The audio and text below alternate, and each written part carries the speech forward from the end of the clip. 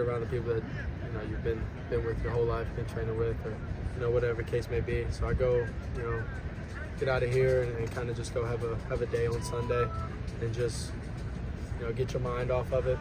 It's the most important thing is kind of get your mind off of it.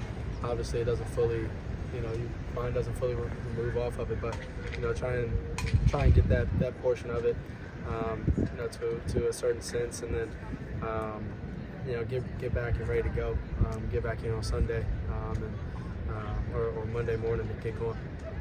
When you were sitting on the bench late in the game, it's come out to you, kind of talking to you. What was going through your mind at that moment? What happened? When you were sitting on the bench at the end of the game, just kind of by yourself, kind of your thoughts a little bit.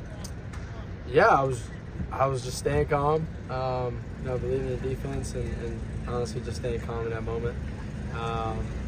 Believing the guys out there were going to go, do the job and stop them and either block the field goal or stop them, whatever the case may be.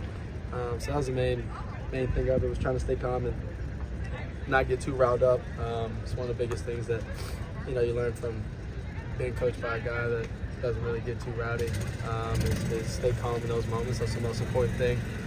Whether it's overtime and you got to go back out in the field, or it's the end of the game and you're just trying to stay in a certain mental space and don't get too wrapped up into the moment. What kind of communication did you have while he was sick, and maybe how did the first two practices feel different or the same with a little bit more of it? Yeah, obviously they feel different.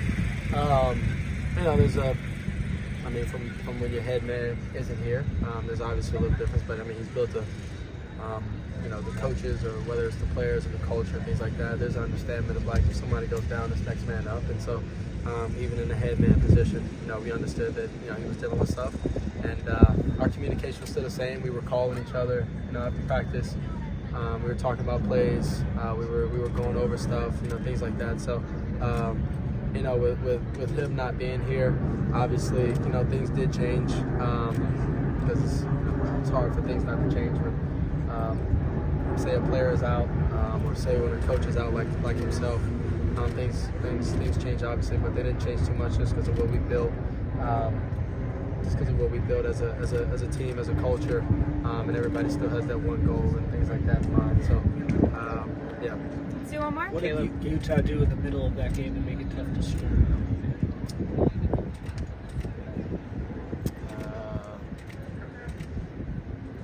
Play good defense, and we made a lot of mistakes. I'd say that was the main and biggest thing is, teams try to keep the ball out of our hands on offense, and we get our shots, we gotta take advantage of it. That's something we can do. We either turn the ball over, we had 3 and outs, and stalled drives, and a lot of them was because we were playing 10 on 11. At one point, different person, different things like that, including myself. One person messes up and you're playing 10 on 11 at that point. It's hard to win games, hard to go score. Offensive ball is always 11 on 11. So that being said, they did a good job, and we got to get better. Simply put. Thank you, Caleb.